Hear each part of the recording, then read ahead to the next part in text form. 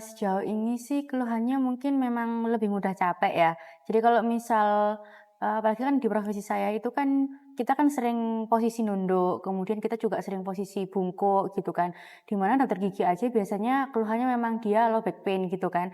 Apalagi kondisi saya sekarang juga saya ada, mengalami skoliosis ini, jadi kadang ngerjakan satu 2 pasien gitu, punggung tuh udah mulai sakit heeh, nyeri, terus kadang juga sesak nafas juga sih, gitu.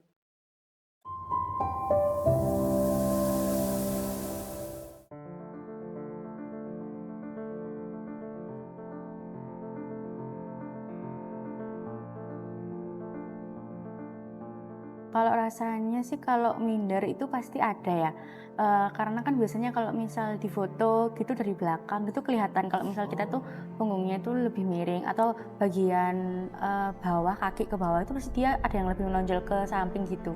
Jadi cuman ya sebenarnya kalau misal orang-orang nggak saya kasih tahu kalau misal saya mengalami gitu mereka nggak bakal ngeh sih. Cuman kalau misal, mereka saya kasih tahu gitu mungkin dia baru kayak, "Oh iya sih ternyata kalau misal berdiri memang agak miring, terus kadang juga jalannya memang kalau terlanjur kecapean gitu kadang, pincang sih memang, agak pincang sedikit gitu.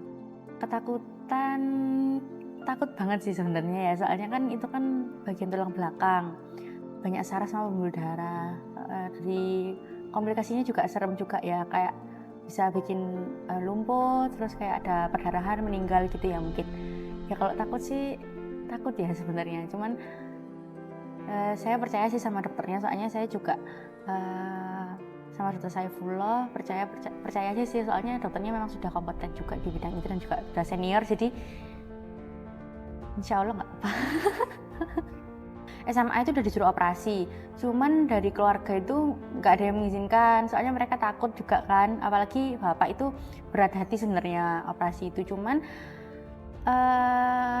sejauh ini sejak saya bekerja sebenarnya keluarga masih berat hati sih. Cuma kan takut ya sama ini, komplikasinya, sama efeknya kayak gitu-gitu. Cuman karena saya mengalami, terus waktu kerja juga lumayan mengganggu, akhirnya baru mereka berbesar hati sih, gitu.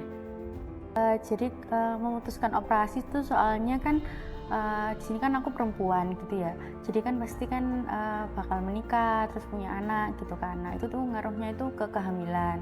Soalnya buat kerja aja capek, kita ngangkat cuman 5 kilo gitu aja udah keberatan gitu kan. Jadinya apalagi nanti kalau misal waktu hamil gitu, jadi takut kalau misal hamil kita bawa, anak berbulan-bulan, takutnya nanti ngaruh gitu sih ke tulang punggung, gitu. Pada kasus ini kita melihat adanya, 2 kurva di daerah torakal dan daerah lumbar, di mana di daerah lumbar lebih besar dibandingkan di daerah torakal. Di daerah torakal sudutnya 42 derajat, yang di daerah, lumbar sudutnya 52 derajat. Nah, proses koreksinya kita lakukan dengan, melakukan osteotomi atau pemotongan pada tulang belakang, kemudian dengan pemasangan, skru dan rod yang kemudian kita koreksi dengan, metode translasi dan derotasi. Sehingga dengan demikian kita mendapatkan hasil yang maksimal dari koreksi ini. Dan umumnya pasca operasi pasien-pasien ini, membutuhkan waktu sekitar 3 sampai 5 hari di rumah sakit, dan kemudian pasien diperkenankan pulang, dan setelah itu setelah, pasien angkat jahitan sekitar 2 minggu, pasien sudah dapat beraktivitas namun tentunya dengan pembatasan, ya. Dan recovery penuh bisa didapatkan kira-kira setelah 3 bulan pasca operasi.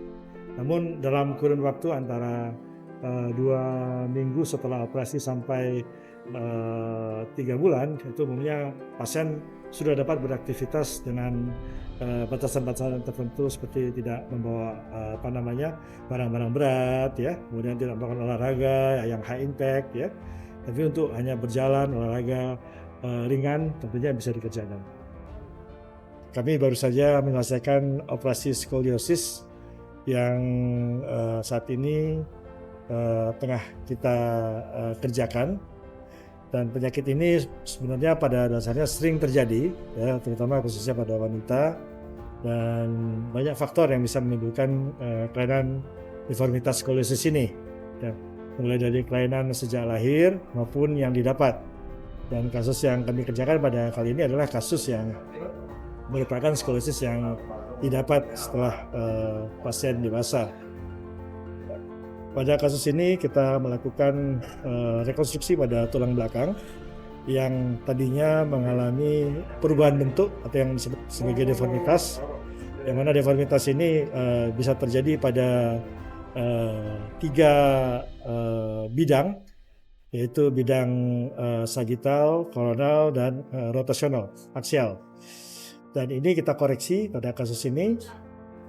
Operasinya kami selalu menggunakan intraoperatif monitoring, di mana kami bekerja sama dengan sejawat kami dari neurologi untuk memastikan bahwa proses operasi ini bisa berjalan dengan baik dan aman untuk pasien. Dan nanti kami akan tunjukkan bagaimana proses monitoring itu dilakukan untuk menjaga agar selama operasi dan setelah operasi kita bisa memastikan fungsi-fungsi saraf yang ada pada pasien tidak mengalami perubahan pada saat punggungnya diluruskan. Demikian.